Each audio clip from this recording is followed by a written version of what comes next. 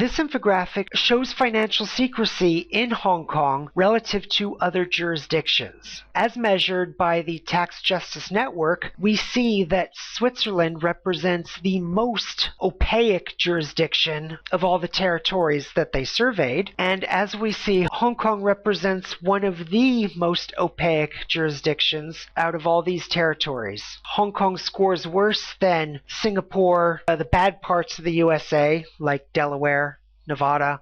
It also scores worse than the Cayman Islands. Interestingly enough, Chinese rules and practices are much more transparent than their Hong Kong counterparts, suggesting that if Hong Kong has a lot to teach mainland companies, the mainland itself certainly has something to teach to Hong Kong in terms of promoting financial transparency. We see that this lack of transparency runs through the professional services industries in Hong Kong, as shown by the number of reports of suspicious transactions made by Hong Kong's law firms. What we see is that the number of these reports has improved somewhat between 2011 and 2015. However, in absolute terms, these law firms account for only 2% of all of the suspicious transaction reports filed in Hong Kong. So if Hong Kong's professional service sectors adopt more stringent rules, policing corporate governance practices, and preventing the use of offshore entities as a means of using poor corporate governance practices to siphon off resources, how much would those rules hurt our accounting firms, our law firms, and so forth?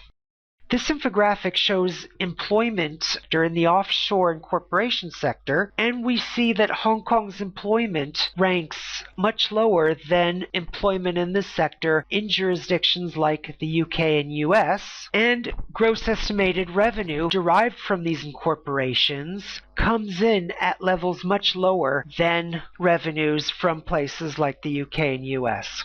Thus, any kind of rules curbing international incorporations from Hong Kong would have relatively little effects given the relatively small footprint of these industries in Hong Kong's overall economy. But moreover, as we show in our paper, more stringent regulations on these offshore incorporation agents and corporate secretarial firms would jeopardize at most only 1% of the market value of this sector in Hong Kong.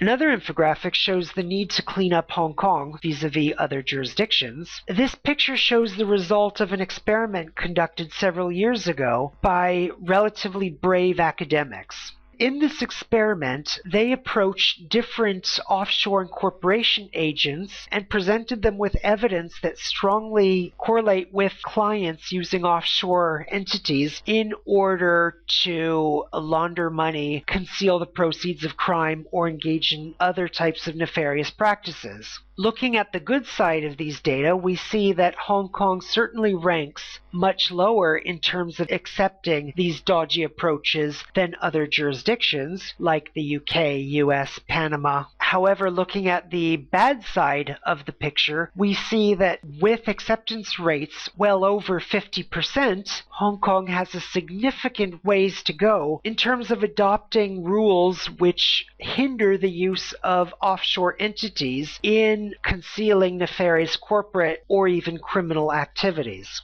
Interestingly enough, their study also found that many of the most notorious offshore incorporation centers, such as the Cayman Islands, Bahamas, and so forth, had almost no acceptance of these dodgy offerings. Thus, taken together, these infographics suggest that Hong Kong can in fact contribute to improving corporate governance on the mainland. However, Hong Kong must itself improve its own corporate governance rules and practices in order to help be that shining light of good corporate governance to the mainland.